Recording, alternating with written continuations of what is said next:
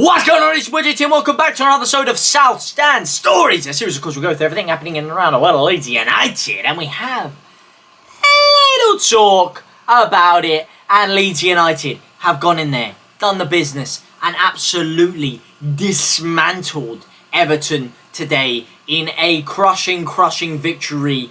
1-0 to Leeds United. The first half was a game in which Leeds were vastly in control. Completely dominant, completely playing Everton off the park for portions of the game. Yes, we started off the first 5-10 minutes, Everton were in the game, but ever since that moment, Leeds had really good control. And I have to look at Daniel Farke and say, listen, mate, tactically, he set us up perfectly. I think the lineup he selected, I wasn't mad at. I would have played Ramazani and put Gnonto instead of Dan James, but I can't be mad at Dan James and Gnonto playing and Tanaka, Statch and Ampadu in the midfield. I think, listen, mate, it's going to be very difficult for Longstaff to even get into the midfield the way that Ampadu was playing in there today. I thought Ampadu was phenomenal. Everyone's talking about Tanaka and how great Statch is, but I think Ampadu really went under the radar. I thought he was really impressive in that game there. Really controlled it. He was spraying around long diagonal balls nicely.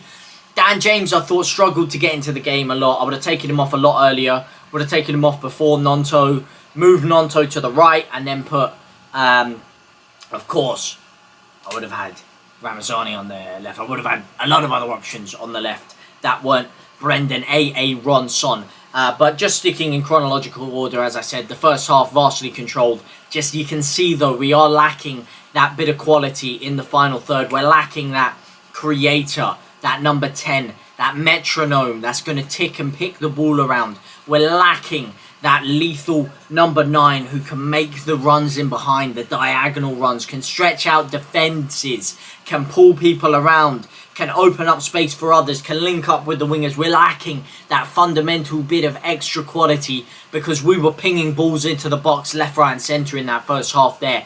And it was bouncing off the defender. It was coming all the way to the back sticks and Leeds were heading it across goal instead of into the goal. It was pinballing around in front of the goalkeeper. It was pinballing around at the edge of the 18-yard box. And there was just no overall quality for Leeds to finish the game off, to pounce on it.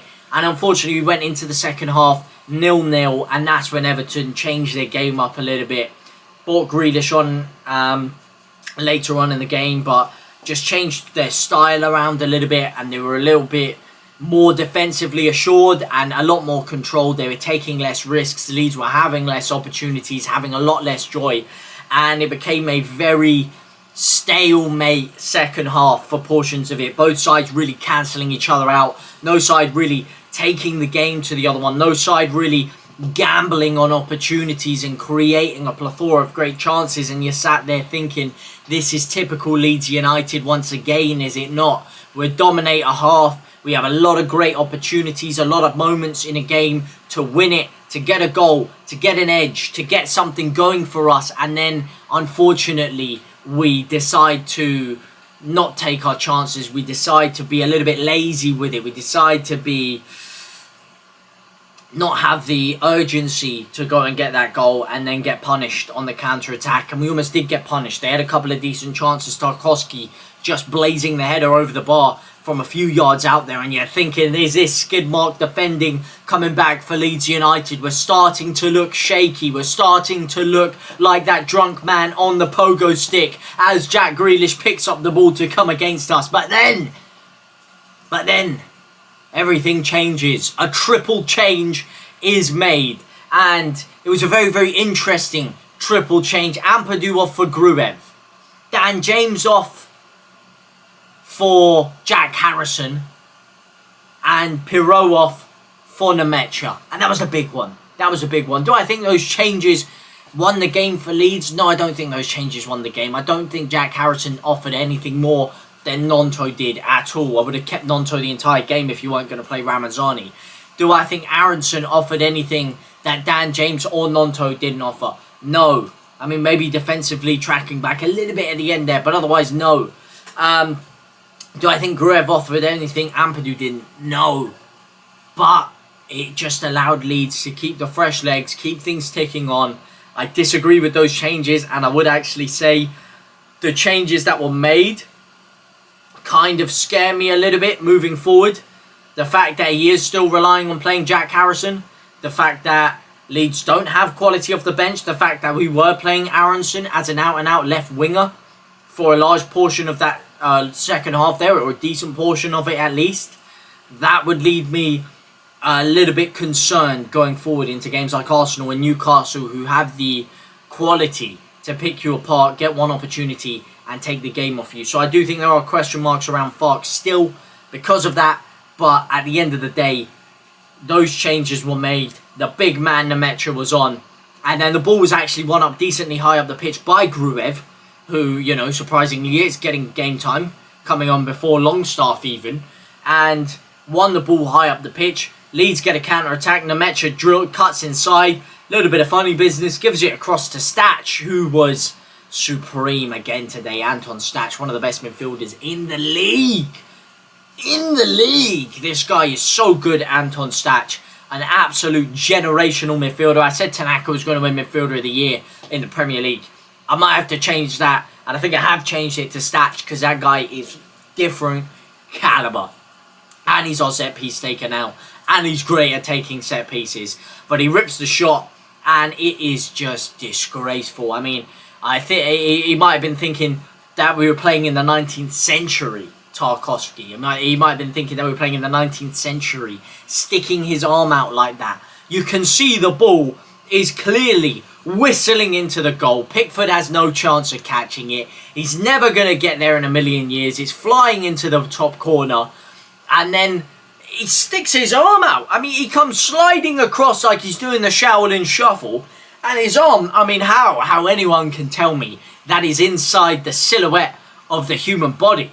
It beggars belief. It was a disgraceful handball. Absolutely ludicrous decision of him to leave his hand out like that. The penalty is given. Justice is served. Christopher Kavanagh, you're not going to pull a fast one like that on a astute referee like Christopher Kavanagh. The penalty is given, and Leeds United get the pen. Deserved penalty, deserved goal for the way that we played that game. Finished the penalty off, and who comes up to take it? Who comes up to slot it? Nmecha, the main man, on for Joel Pigo. Are we going to have the same situation we've had many a time, seeing Bamford miss penalties left, right and centre? Pirot missed penalties. Nmecha was the man this time, and he absolutely slotted it bottom right corner. Beautiful penalty, and it was just a bit of luck Leeds United needed.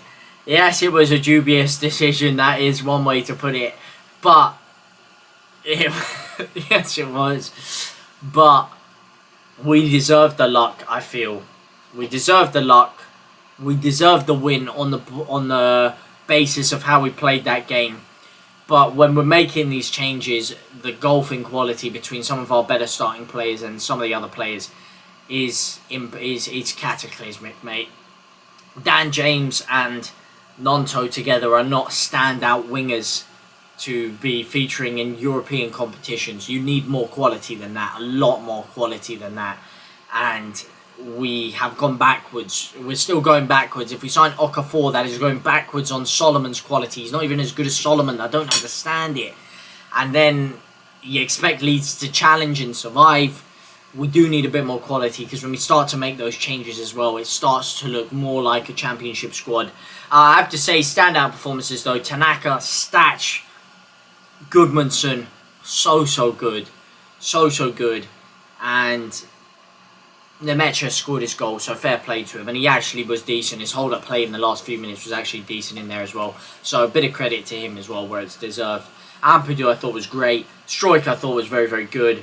And Bogle had a decent game himself. But Goodmanson definitely the standout fullback in that rank though.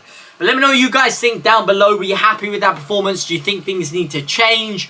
How do you think Leeds are going to get on this season? Please let me know down in the comment section down below. For now though, I will see you very soon. Au revoir, my brothers and my sisters.